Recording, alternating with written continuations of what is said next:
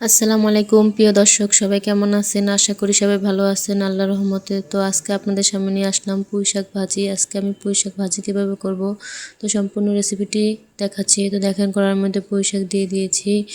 তো পুঁই শাক দিয়ে এখন আমি ভালোভাবে এখানে রসুন এবং 1 চামচ লবণ দিয়েছি। তো লবণ দিয়ে এখন ভালোভাবে আমি পুঁই শাকগুলো নাড়াচাড়া দিব।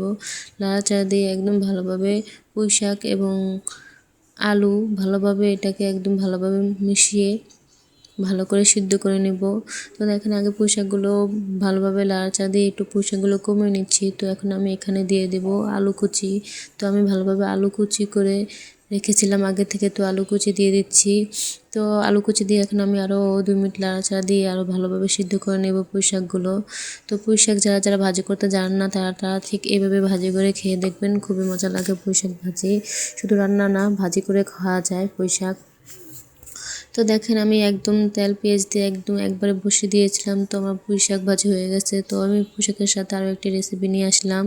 তো পুঁই শাকের সাথে আমি আরও একটি রেসিপি হলো আলু ভাজি। তো আজকে আমি আলু ভাজি কীভাবে করি সম্পূর্ণ ভিডিওটি আজকে আপনাদের সাথে দেখাচ্ছি।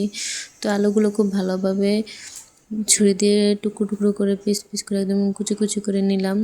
তো ভালোভাবে আলুগুলো কুচি কুচি করে নেবেন পাতলা পাতলা করে, এতে আলু খুব তাড়াতাড়ি সিদ্ধ হয়ে যাবে। তো আমার ভিডিওটি যারা যারা দেখছেন সম্পূর্ণ ভিডিওটি দেখে একটি লাইক ও একটি কমেন্ট করে দিয়ে যাবেন। তো দেখতে পাচ্ছেন আমার আলুটা কুচানো শেষ। তো এখন আমি পানি দিয়ে দিলাম। তো পানি দিয়ে আলুগুলো ভালোভাবে ধুয়ে নিব। তো আলু ভাজি করার জন্য এখানে নিয়েছি ধনিয়া পাতা। তো ধনিয়া পাতাগুলো রান্না শেষ করে দিব। তো ধনিয়া পাতাগুলো আগে কেটে নিচ্ছি। তো ধনিয়া পাতা কাটছি। তো আমি এখানে আবার পেঁয়াজটাও কেটে নিয়েছিলাম। তো পেঁয়াজ আর কাঁচামরিচটা কেটে নিয়েছিলাম, সেটা আপনাদের দেখায়নি।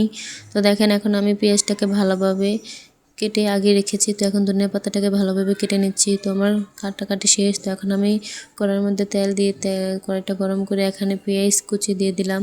তো এখন আমি এখানে দিয়ে দিলাম আলু কুচি। তো আলু কুচি ভালো করে দিয়ে এখন দিয়ে দিলাম আধা চামচ লবণ, 1 চামচ হলদের গুঁড়া দিয়ে ভালোভাবে নাড়াচাড়া দিয়ে এখন আমি ভালোভাবে নাড়াচাড়া দিয়ে আলু এবং হলুদ ভালোভাবে মিশিয়ে নেব।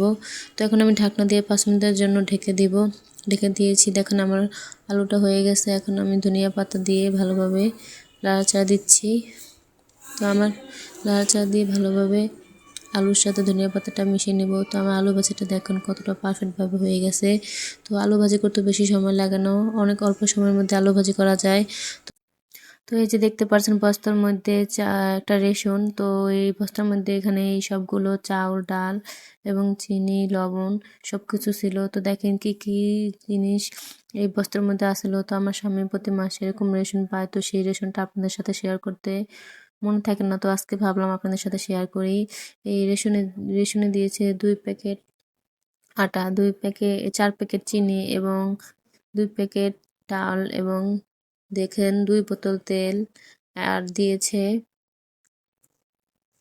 2 প্যাকেট লবণ। তো এই আমার স্বামী আরেকজনের রেশনটাও কিনে আনছিল, তো তাই জন্য একটু ডাবল ডাবল। তো প্রত্যেক মাসেই একটা করে এরকম রেশনের বস্তা পায়। তো সেই বস্তার মধ্যে চাউল এরকম সুন্দর ঝরঝরে চাউল থাকে রেশনে। তো দেখেন এই রেশনটার মধ্যে এরকম চাল থাকে। তো প্রতি মাসে এরকম একটা করে বস্তা পায়। তো সেখানে থাকে 1 কেজি আটা, 2 তো রেশনের মধ্যে চাউল, ডাউল, চিনি, লবণ সব থাকে। সবাই ভালো থাকবেন। আল্লাহ হাফেজ।